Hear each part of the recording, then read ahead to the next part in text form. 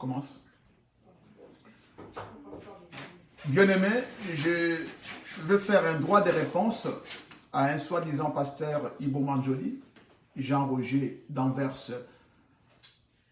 Belgique, qui a tenu des propos très méchants à l'égard du pasteur Joseph Kifungila Tomamba.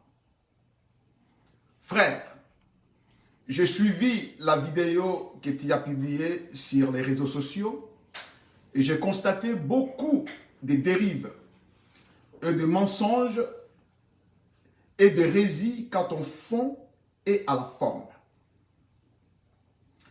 Alors que le Seigneur, par sa parole, nous recommande une démarche à suivre quand il y a une indifférence avec ton prochain, alors que l'indifférence ne doit pas être le propre du chrétien, chose que tu n'as pas fait. Quand par exemple, je cite par rapport à tes propos, tu dis que le pasteur Joseph a vendu les micros de l'église jusqu'au tapis, c'est du pire mensonge, mon cher frère. Alors que tu oublies que la Bible nous dit dans 1 Jean que celui qui ment est du diable, car le diable a menti dès le commencement. Quand tu n'as pas la vérité, il faut te rapprocher à trouver des bonnes informations. Alors que les micros, ou là, le fameux micro dont tu évoques, et les tapis qu'il y a encore dans la salle en question, le micro et les instruments sont entre mes mains. Donc, c'est du pire mensonge. Alors que cela ne doit pas être l'éthique d'un serviteur. Alors, si je remonte à la source de ce problème qui te pousse à réagir de la sorte, tu oublies que c'est toi-même qui est le problème dans cette histoire. En parlant mal à sa fille, en plein culte. Et quand le pasteur Joseph et sa famille prennent une décision de ne plus venir dans ton église, tu commences à l'attaquer, à le juger et à le dénigrer dans les réseaux sociaux. Mais la question dont je me pose et dont je me remets te poser, comment tu peux excommunier quelqu'un dans ton église qui n'est ni membre de ton église, ni ton collaborateur dans le ministère? Explique-moi, il y a un problème. Sans oublier qu'il y a manque d'éthique, de la déontologie, chose élémentaire qu'un pasteur doit connaître pour paître les troupeaux du Seigneur. Donc, je viens ce soir pour te conseiller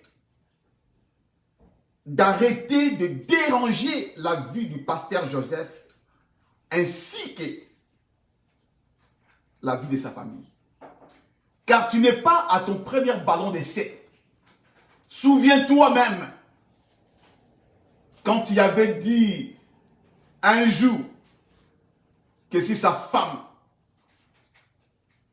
devait voyager pour l'Europe, tu avais prononcé des paroles de malédiction contre sa venue. Mais à l'heure où je te parle, cette même femme dont tu évoques, elle est avec le pasteur et ils ont 6 enfants.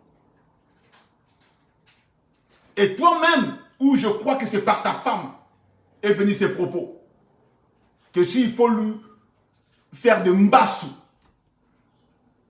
s'il faut lui jeter un sort, à l'instar de mbassou, vous êtes prêts à le faire. Mais comment des enfants dédiés avec légèreté peuvent arriver à de tels propos? C'est carrément de la sorcellerie, frère. Mais ce soir aussi, j'aimerais te parler en tant que ton aîné dans la foi. D'arrêter,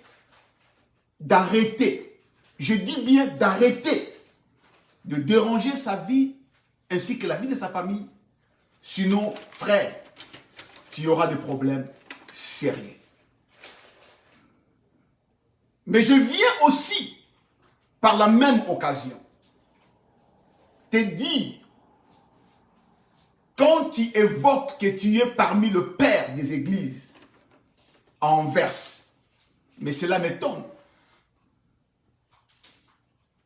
Je ne sais pas qui t'a donné mandat, ou qui t'a consacré, ou par quel genre des exploits que tu as fait pour être le père des églises, alors que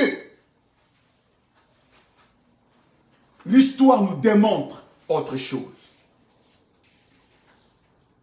Mais ce soir, je vais simplement te dire, j'ai le mandat de Dieu en tant que patriarche dans cette famille. Et au nom de son père spirituel, je cite l'apôtre Jimmy Nembama, nous annulons toutes les déclarations faites dans ton église contre le pasteur Joseph Kifungila et sa famille. Et nous t'appelons à la repentance et à demander pardon publiquement, faute de quoi, frère, tu t'exposes à une grande malédiction avec tes descendants. Et je viens par la même occasion demander au père de la ville d'Anvers, que moi je connais, et je cite, à l'instar de patriarche Charles Matello, de docteur Beya Christophe et apôtre Mukendi, de mettre de l'ordre dans cette ville, afin que de telles cacophonies ne puissent plus se reproduire. Comment nous pouvons utiliser l'église du Seigneur comme un lieu de théâtre, alors que l'église reste la maison de Dieu, la colonne et l'appui de la vérité.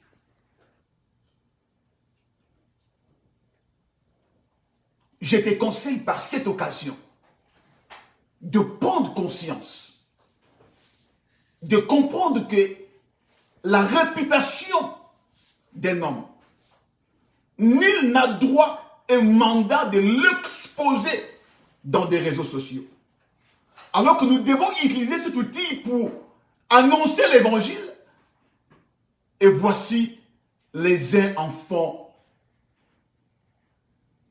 pour faire de n'importe quoi. Répands-toi. Encore une fois, répands-toi. Encore une fois, répands-toi. Et pour terminer, je t'appelle à la repentance. Car tu n'as ni mandat, ni autorité de le maudire et de le livrer à Satan.